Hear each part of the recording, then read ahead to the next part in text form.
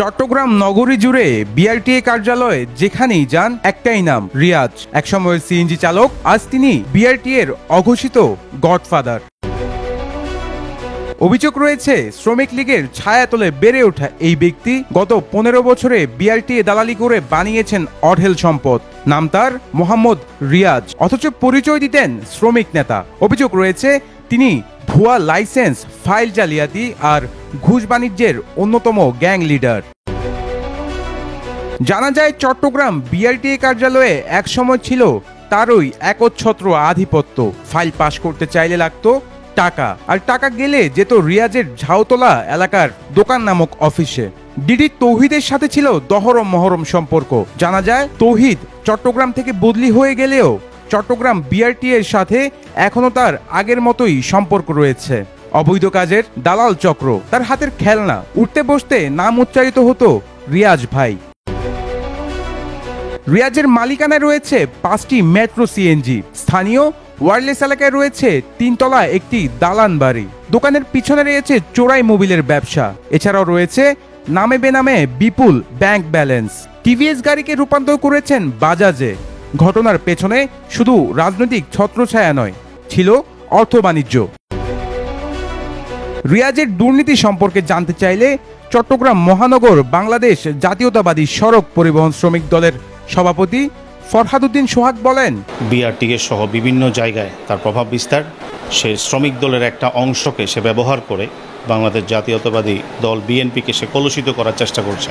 আমরা চট্টগ্রাম মহানগর শ্রমিক দলের পক্ষ থেকে তাকে সাবধান করছি এবং তাকে এই সকল কাজকর্মকাণ্ড থেকে বিরত থাকার জন্য বিশেষভাবে অনুরোধ করছি।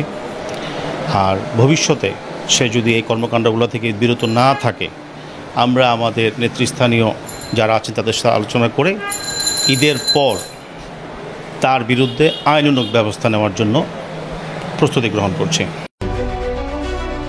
বাংলাদেশে রাজনৈতিক পট পরিবর্তনের পর শ্রমিক লীগ নেতা রিয়াজ হয়ে যান জাতীয়তাবাদী সড়ক পরিবহন শ্রমিক দলের নেতা। নাম পাল্টালেও বদলায়নি কর্মকাণ্ড। ঘুষ, প্রতারণা এবং চাঁদাবাজি আগের চেয়েও ভয়াবহ। ওগুলো কি ফিটনেস করা লাগবে? ফিটনেস করা লাগবে কিনা আমাকে জানা। ইয়াতে আছে তো, হালিশ্বর আছে তো, হালিশ্বর আছে। এটা লই গাড়ি চলে মোটরসাইকেল। লিমের লাইসেন্স তো দিছি ভাই, যেটা আপনার পাস করছে, মানে যে লাইসেন্সটা আপনার এখন আপনার দেই নেই, অরিজিনাল ওইমের স্লিপ তো দিয়ে দিছি আমি। যেটা আপনি পান নাই, পাস করছে পান নাই, মানে পাস করা হয়েছে পান নাই, এটা দিতে বলছি। ছবি লাগবে তো, ছবি। গাড়ি চালাতে পারেনি, গাড়ি জানেন একটু, গাড়ি চালাতে পারেনি। লাইসেন্সে কি দিব? মোটরসাইকেল, প্রাইভেট কার, কোনটা দিব জিজ্ঞেস করেন। কোনটা চালাতে পারবে আমাকে জানেন? গাড়ি কি প্রাইভেট কার দিব না মোটরসাইকেল দিব, কোনটা চালাবে এটা উল্লেখ করতে হবে তো। আর ওনার এক কপি ছবি পাঠান।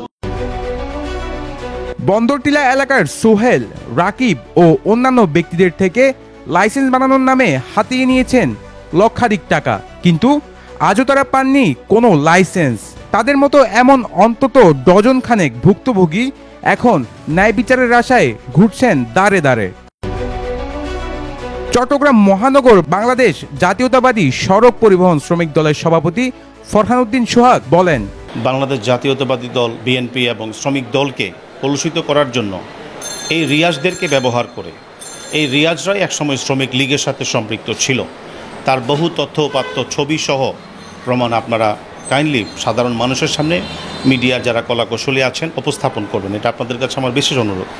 সেই সাথে শ্রমিক লীগ থেকে সে কীভাবে শ্রমিক দলে আসলো, তারা তাকে পিছন থেকে ঠেসান দিচ্ছে এবং সে কার পাওয়ারে এই কাজগুলো করে যাচ্ছে আমরা জানতে চাই, জাতি জানতে চাই।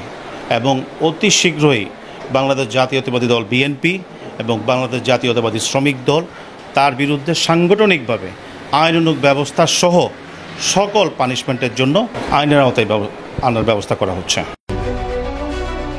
চট্টগ্রামের বিআরটিএ দালাল চক্রের অন্যতম হোতা রিয়াজের প্রতারণা ও দুর্নীতির বিরুদ্ধে যখন এক পত্রিকা চট্টগ্রাম বিআরটিএর দালাল রিয়াজ অঢেল সম্পদের মালিক এই শিরোনামে একটি প্রতিবেদন প্রকাশ করে, তখন রিয়াজ অভিযোগ খণ্ডাতে টাকার জোরে সেই একই পত্রিকায় প্রকাশ করায় প্রতিবাদ প্রতিবেদন। রিয়াজ থেকে এইসব ব্যাপারে জিজ্ঞেস করলে তিনি বলেন, অভিযোগটা যে দিচ্ছে ওনার সাথে আমার পার্সোনাল সম্পর্ক ছিল, ঠিক আছে। কিন্তু ওই যে লোকে ওনাকে দিচ্ছে গাড়ি লাইসেন্স করার জন্য, ওই লোকের জিজ্ঞেস করেন যে আমার কাছে আমার নামে কোনো অভিযোগ আছে। রিয়াজের এই দৌরাত্মের পিছনে কি আছে প্রশাসনের কেউ নাকি রাজনৈতিক নেতা? কে তাকে বারবার রক্ষা করছে? ওমর ফারুক, প্রতিদিনের কাগজ, চট্টগ্রাম।